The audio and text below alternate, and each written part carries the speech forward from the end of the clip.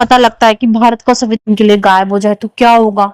मान लीजिए कि आप रात को सो रहे हैं, रात के 12 बज रहे हैं, आप सो रहे हैं, जैसे ही आप सुबह उठते हैं, आप फोन टीवी खोलते हैं, हर जगह एक ही खबर फैली हुई है कि आज भारत का संविधान नहीं है, आज भारत का संविधान एक दिन के लिए गायब हो गया है। तो क्या होगा, कभी सोचा है?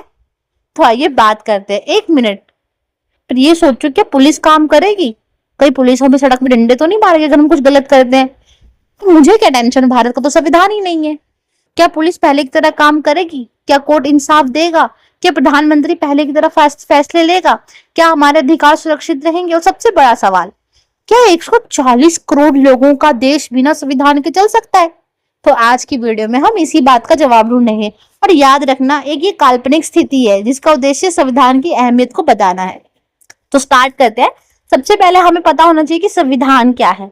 दोस्तों, जब भी संविधान शब्द सुनते तो हमारे दिमाग में ना एक बहुत बड़ी मोटी किताब आती है, लेकिन संविधान एक किताब नहीं है। यह पूरे भारत, जो हमारा भारत है, ये भारत के पूरे शासन तंत्र का आधार है। ये तय करता है, ये जो किताब है, जो जिसको हम लोग पढ़ते हैं, ये क्या तय करते हैं कि देश कैसा चलेगा, सरकार कैसे बनेगी, संसद कैसे कानून बनाएगी, अदालतें कैसे न्याय करेगी, राष्ट्रपति, प्रधानमंत्री और राज्य की क्या शक्तियां होगी, और सबसे जरूरी कि नागरिकों के आधार क्या होंगे। अगर मैं सबसे आसान भाषा में आप लोगों को समझाऊं तो संविधान जो है वो भारत की एक रूल बुक है। जैसे क्रिकेट बिना नियमों के नहीं खेला जा सकता, एक स्कूल बिना नियमों के नहीं चल सकता, वैसे ही देश बिना संविधान के नहीं चल सकता। तो आपको समझ आ गया यहाँ पे कि संविधान क्या होता है।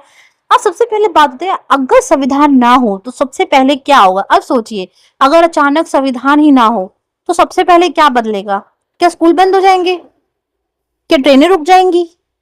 जरूरी नहीं, लेकिन सबसे बड़ी समस्या होगी कि देश की संस्थाओं के काम करने का संवैधानिक आधार खत्म हो जाएगा।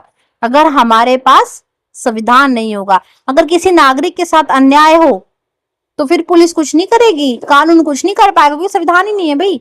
तो वह किस आधार का सहारा लेगा? अगर सरकार कोई बड़ा फैसला ले तो उसकी सीमा कौन तय करेगा? अगर अदालत किसी मामले में फैसला दे तो वह किस संवैधानिक सिद्धांत के आधार पर निर्णय करेगी? यही कारण है कि संविधान देश की व्यवस्था की एक रीढ़ की हड्डी कहा जाता है।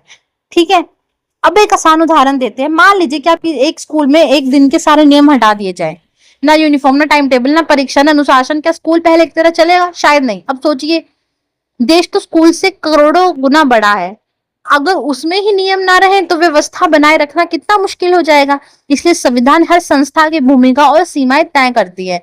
संविधान हमें क्या देता है? संविधान सिर्फ सरकार के लिए नहीं है, ये हम सभी के लिए, ये हमें हमें हमारे मौलिक अधिकार देता है, ये समानता की बात कर रहा है, ये अभिव्यक्ति की स्वतंत्रता की सुरक्षा करता है, ये बताता है कि कानून सबके लिए बराबर, और सबसे ज्यादा महत्वपूर्ण, ये सुनिश्चित करता है कि कोई भी व्यक्ति कानून से ऊपर नहीं है। तो अंत में मैं यही कहना चाहूंगी, क्या भारत संविधान के बिना नहीं चल सकता है? पर आप मुझे इस बात का जवाब देंगे, क्या भारत संविधान के बिना चल सकता है? अगर व्यवस्था की बात करें तो संविधान ही वही आधार है, एक हमारी रूल बुक है जो सरकार, संसद, न्यायपालिका और नागरिकों के अधिकारों को जोड़कर रखता है। इसलिए मैं दोबारा ये बात कह रही हूँ कि संविधान सिर्फ एक किताब नहीं है, बल्कि भारत के लोकतंत्र की नींव है।